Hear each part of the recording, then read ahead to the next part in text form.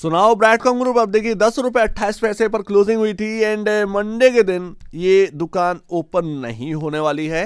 And यहाँ पर आ जाता है वीकली अपडेट प्लस यहाँ पर एक जनरल अनाउंसमेंट जो कि अपने को देखना है। कल के दिन आपके सामने आ गया था, शायद आपने देख ली होगी, बट बात करना जरूरी है। सेट ने क्या बोला ये भी जरा समझते हैं। तो बोर्ड मीटिंग का एजेंडा आ चुका है जो कि 10 जनवरी को है एंड उसके साथ साथ वीकली अपडेट भी आ चुका है। तो वीकली अपडेट में हमें एक ही चीज देखना है कि भैया रेगुलर ट्रेडिंग कब होने वाली है, कहां तक पहुंची बात। तो यहाँ पर वीकली अपडेट में रेवोकेशन एंड गवर्नेंस अपडेट में हम देखते हैं कोलैबोरेशन विद बीएसई प्रोग्रेसिंग अच्छी चल रही है एंड यहाँ पर क्लोजली वर्क कर रहे हैं बीएसई के साथ, ये कहना है। बस फाइनल अप्रूवल आना बाकी है सस्पेंशन रिवोकेशन के लिए।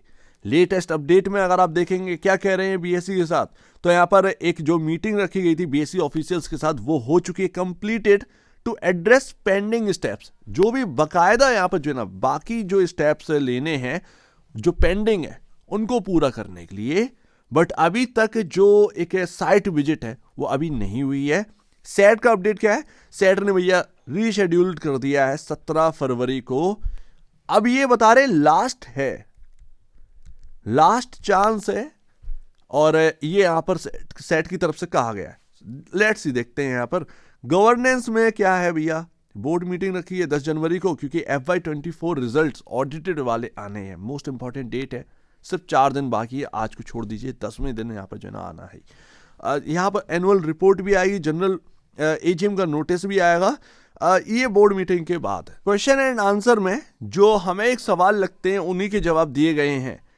अब ये कब अपडेट आ जाएगा वगैरह वगैरह बीएसई से ये बताया गया है।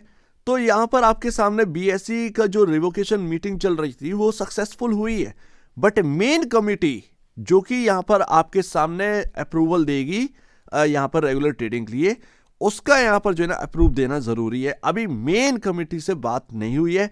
मेन कमिटी पहले साइट पर विजिट करेगी, उसके बाद ही ये अप्रूव करेंगे कि रेगुलर ट्रेडिंग स्टार्ट होनी है या नहीं होनी है।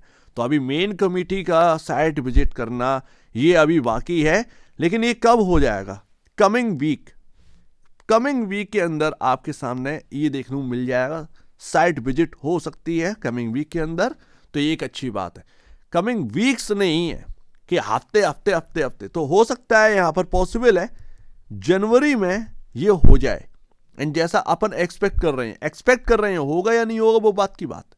जनवरी इनफ होती है, 4 हफ्ते होते हैं भैया, ये इनफ है, इतना इनफ है। कहीं ना कहीं यहां पर जो है ना जनवरी के अंदर हो जाने चाहिए क्योंकि पेंडिंग अब कुछ रहा नहीं है।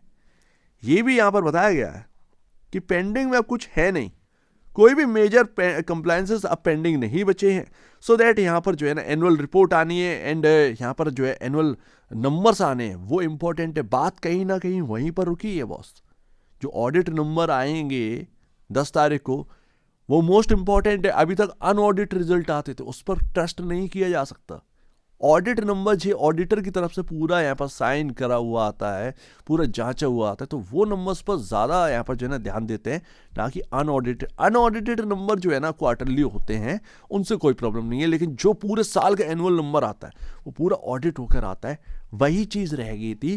कहीं ना कहीं वहीं पर बात अटकी है इनकी, जो हम लोग बहुत पहले से कह रहे थे कि बात अटकेगी तो यहीं अटकेगी आकर, वही चीज़ अटक गई है, बता नहीं रहे लेकिन वहीं पर है। तो 10 जनवरी को भैया वो क्लियर हो जाएगा। एंड यहाँ पर 10 जनवरी को क्या क्या होने वाला है, ये जो नोटिफिकेशन एजेंडा बताया गया है वो देखते हैं। तो एजीएम का नोटिस भी यहाँ पर जो है अपने को मिल जाएगा 2023 से 2024 वाला financial year, and annual report भी मिलेगी एनुअल नंबर के साथ। Audited standalone and consolidated financial result आने वाले हैं 10 जनवरी को। तो ये एक अच्छी बात है मेरे ख्याल से। शायद अगर आप भी जानते हैं, मैं भी जानता हूँ, शेयर होल्डिंग पैटर्न पूरा हुआ, ऑलमोस्ट सारी चीज़ें पूरे हो चुकी हैं, पेमेंट भी भर दी गई है, सब कुछ हो गया, तो कुछ बचा नहीं है। अब कोई पेंडिंग चीज़ अब नहीं बची है। सिर्फ साइट विजिट करें एक्सचेंजेस की जो मेन कमिटी है एंड उसके बाद अप्रूवल दीजिए बस। एंड ब्रैडकॉम यहाँ पर अगर आप देखेंगे तो यहाँ पर है क्या, देखिए कैंडल बहुत ही सॉलिड बन के गई थी मंडे के दिन। आप देखेंगे निचले लेवल से रिकवरी आई है। बहुत सारे लोग ना कल कमेंट कर रहे थे भाई साहब, एक कमेंट कर रहे थे कि बहुत खूब आपने जो है बीसीजी में एनालिसिस किया। ब्रैडकॉम ग्रुप में एनालिसिस करने के लिए कुछ था ही नहीं, जो खबरें आ रही थी वही तो बात कर रहे थे, इससे ज्यादा बढ़कर तो कुछ बात किया नहीं है। जितना यहाँ पर नेगेटिव था सारी चीजें आपके सामने रखी, जितना आपका पॉजिटिव था सारी चीजें आपको बताई थी। कभी भी आपसे कोई भी ऐसा नहीं किया कि अरे हो ही जाएगा, पॉजिटिव ही पॉजिटिव, अरे दैया यहाँ पर ब्रैडकॉम ही महान बन जाएगा वगैरह वगैरह। ये फालतू की बात है, ना तो किसी स्टॉक में करी है और ना कभी करूंगा, चाहे वो ब्रैडकॉम हो या कुछ भी हो। ब्रैडकॉम ग्रुप का रिस्क हम जानते हैं, एंड मैं तो ऑलरेडी आपसे कह रहा था कि पहले हो जाए ना इनका, वही बहुत बड़ी बात है। कंप्लायंसेस जिस तरीके से काम हो रहा था, लग रहा था कि भाई साहब कंप्लायंसेस कुछ ना कुछ छूटेगा, ऑडिट नंबर छूट रहे हैं ना, बहुत कुछ छूट रहा था। तो समझ रहे हैं ना, अपना अपना डिसाइड कर लीजिए, क्योंकि लास्ट मोमेंट पर आपके पास डिसाइड करने के लिए कुछ होगा नहीं। समझदारी वाली बात करिए, ना समझ वाली बात क्यों करते हैं। यहां पर अगर आप देखेंगे तो कुछ ये है, पॉजिटिव कैंडल बनी है भाई। चार्ट अगर आप देखेंगे निचले लेवल से खरीदारी आई है, मंडे के दिन लोग खरीदारी करके ले गए इस स्टॉक के अंदर, जो होगा देखा जाएगा। ये काफी रिस्क होल्डर है, ये लोग, ये काफी रिस्क होल्डर है जो मंडे को खरीदारी करके ले गया, क्योंकि वो भी नहीं जानते हैं कि होना क्या है आगे। अभी ये मंडे कल है, कल नहीं दिखेगा ब्रैडकॉम। एंड देखिए यहां पर कोई भी पहुंचा हुआ योगी नहीं है कि जो भविष्य देखकर कुछ भी बता दे। ठीक है, अगर आप भविष्य देख लेते हैं तो भैया आप इस दुनिया के नहीं हैं, आप किसी और दुनिया के। तो इस बात को समझिए, जो भी है ये जो कीज हैं ये सब मैनेजमेंट, एक्सचेंजेस और यहां पर सेबी के हाथ में। फोर्थ बंदे की कोई जरूरत है ही नहीं, चौथा पर्सन यहां पर नहीं दिखेगा, आपका कोई भी वैल्यू नहीं है। आप इस बात को मान लीजिए, किसी भी स्टॉक में आज ब्रैडकॉम ग्रुप के अंदर हुआ ना, कभी भी किसी भी स्टॉक के अंदर होता है ना, आप उसका कुछ भी हकदार नहीं है। आप सिर्फ और सिर्फ लॉस कैरी कर सकते हैं या प्लस में कैरी कर सकते हैं, ठीक है ना, प्रॉफिट कैरी कर सकते हैं, इससे ज्यादा आपका कुछ नहीं है।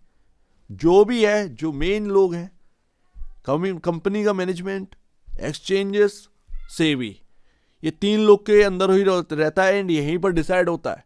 बाकी आप सोचे आप कुछ है तो ये भूल जाइए, आप या तो प्रॉफिट बनाएंगे या फिर लॉस बनाएंगे, इससे ज़्यादा और कुछ नहीं है। समझ लीजिए इस बात को। यहाँ पर मूविंग एवरेज देखिए, क्यों ये खरीदारी आई, क्यों ये मूविंग एवरेज क्रॉस नहीं कर पा रहा था, एंड जब ये इसने क्रॉस किया ना, आप देखोगे यहीं से खरीदारी आई। ये है मूविंग एवरेज की पावर।